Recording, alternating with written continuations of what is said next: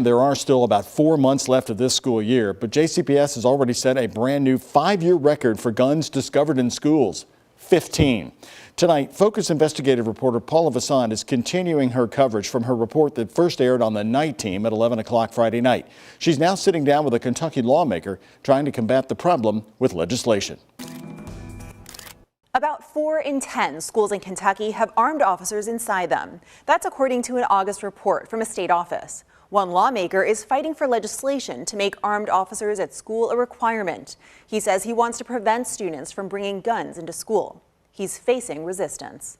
Do you think there are more guns in schools than what we actually know about? Of course, I don't know if there is, but it's troubling how many guns are in schools. Kentucky lawmaker Kevin Bratcher believes students have unprecedented access to guns.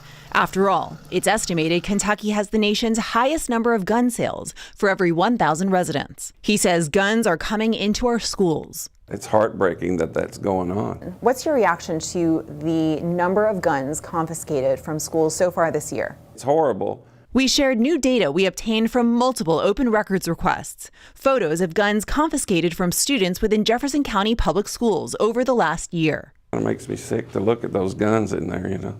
And yearly totals of guns found in JCPS schools. You know that there's probably double in there that they're not finding. So far this school year, at least 15 guns have been found in JCPS schools. That's a new 5-year record based on the data we have available.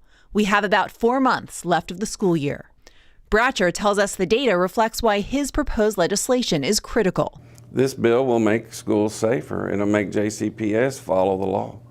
If passed, House Bill 63 would close a loophole from a 2019 law where districts could opt out of hiring an armed officer if they couldn't afford it. Because we've got to have secure schools. He says his legislation would pressure Kentucky schools to have at least one armed officer inside every campus by August 1st, or have a plan to achieve that.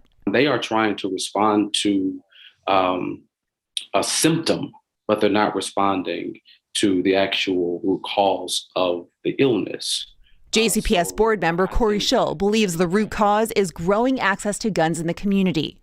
To prevent guns in schools, he says more productive legislation would be aimed at restricting that access nationwide. Actually trying to put forth responsible gun legislation. Schill says he applauds JCPS's recent actions to keep kids safe. The school district recently unveiled a roughly $7 million plan to increase security.